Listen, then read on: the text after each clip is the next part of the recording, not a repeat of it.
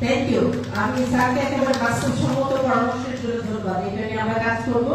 এখানে একজন লেডি হাত তুলেছিলেন, খুব সংক্ষেপে 1 মিনিটে একটু ওনাকে বলতে দেন। সালমা টুপি।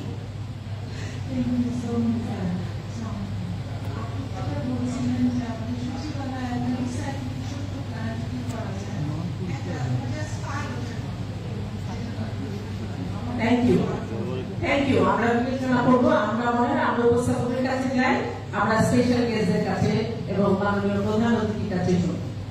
ধন্যবাদ সচিব মহোদয়কে। অনুষ্ঠানের এই পর্যায়ে সম্মানিত বিশেষ অতিথি গৃহায়ন ও গণপূর্ত মন্ত্রণালয়ের সম্মানিত সচিব জনাব মোহাম্মদ নজরুল ইসলামকে তার মূল্যবান বক্তব্য প্রদানের জন্য বিনীত অনুরোধ জানাচ্ছি।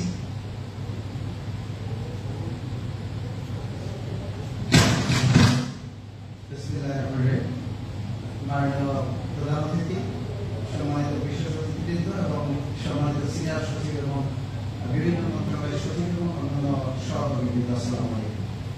আমি আসলে স্বাস্থ্যসেবা বিভাগের সিনিয়র আমাদের সচিব স্যারের বক্তব্য দিয়ে শুরু করতে চাই। আসলে গৃহায়ন গণপূর্ত মন্ত্রণালয় সচিবালয়ের অভিভাবক না, এই সচিবালয়ের খাদেম বা সেবক আমরা মনে করি নিজেদেরকে। আমরা অ্যাকচুয়ালি আমার মন্ত্রিপরিষদ সচিব বিভাগ সচিব স্যারও একদিন এই ধরনের শব্দ উচ্চারণ করেছিলেন। আমি তখন স্যারকে বলছি, স্যার আমরা সেবক হিসাবে সেবা দিতে চাই, কিন্তু আনফর্চুনেটলি আমার মানে এটা অবশ্যই আমাকে দায়িত্ব নিতে হবে যে গৃহায়ন গণপূর্ত মন্ত্রণালয় এতটাই অপরিকল্পিতভাবে আমাদের সচিবালয় নিয়ে কাজ করেছে যে আমরা আমাদের সহকর্মীদের প্রসার জায়গা পর্যন্ত দিতে পারছি না। আমি সরি টু সে, আমি একটা কোঅর্ডিনেশন মিটিং করেছিলাম। আমার কাছে যখন 22টা মন্ত্রণালয় স্পেস মানে রুম যে চিঠি দিল, মানে উপদেষ্টাদের ডিউ দিল এবং সচিবদের ডিউ পেলাম, তখন আমি একটা আন্তঃমন্ত্রণালয় যারা যারা স্পেস চেয়েছে তাদের নিয়ে একটা মিটিং করলাম।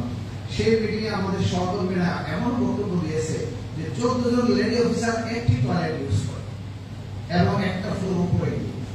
সরি, আমি এটা মানে আমার দায়িত্বের মধ্যে পড়তায় যে গৃহায়ন গণপূর্ত মন্ত্রণালয় আমরা সচিবালয়ের বাইরে আলাদা প্রশাসনিক এলাকাতে বা আরো বিভিন্ন জায়গাতে অনেক বড় বড় মানে ভবন নির্মাণ করেছি, কিন্তু সচিবালয়ে আমাদের মূল রাষ্ট্র যেখান থেকে পরিচালিত হয় সেখানে আমাদের যারা মূল পরিকল্পনা নীতি নির্ধারণ করেন সেখানে তাদের প্রশাসনিক অ্যারেঞ্জমেন্ট আমরা করি না। এবং আমাদের প্রকৌশল বিভাগের গণপূর্ত অধিদপ্তর কর্তৃক আমরা মূল্যায়ন করেছি এবং আমি আবার রিপিটেডলি মূল্যায়ন করেছি যে আমরা ক্যাবিনেট ডিভিশন এবং জনপ্রশাসন কেন্দ্রের যে নতুন ভবনটা এবং রত্ন মুদ্রার ভবন পাশাপাশি স্থানান্তর বিল্ডিং, এই 3টা বিল্ডিং ছাড়া বাকি সবগুলো বিল্ডিং এই 7 মাত্রার ভূমিকম্পে কোনোভাবেই সহনশীল নয় এবং অনেক পুরনো মডেলের এই ভবনগুলো তৈরি। 2017 সালে এই ভবনগুলোকে মানে ব্যবহার অযোগ্য ঘোষণা করার জন্য গণপূর্ত অধিদপ্তর বলেছিল, কিন্তু আজকে 17 সাল থেকে 25 সাল, প্রায় 8 বছর আমরা নতুন 2-4টা ভবন নির্মাণ অথবা আমাদের সচিবালয় শিল্পের উদ্যোগ নেব কিনা এ ধরনের কোনো পরিকল্পনা করার সিদ্ধান্ত আমরা নিতে পারিনি। তো যাই হোক, আমরা সাময়িক সমস্যা সমাধানের জন্য চেষ্টা করছি। আমরা ক্যাবিনেট মিশনের জায়গাতে প্রতিষ্ঠার একটা টাওয়ার করা, পাশাপাশি আমরা ডাক বিভাগের জায়গাতে চেয়েছিলাম, কিন্তু ডাকের ওই মন্ত্রণালয় খুবই কঠোর আপত্তি জানাচ্ছে। জাতীয় ঐতিহ্য এই 0 পয়েন্ট জিপিও এই স্থাপনা ভাঙাও যাবে না, ঐতিহ্য হিসেবে সংরক্ষণ করতে হবে।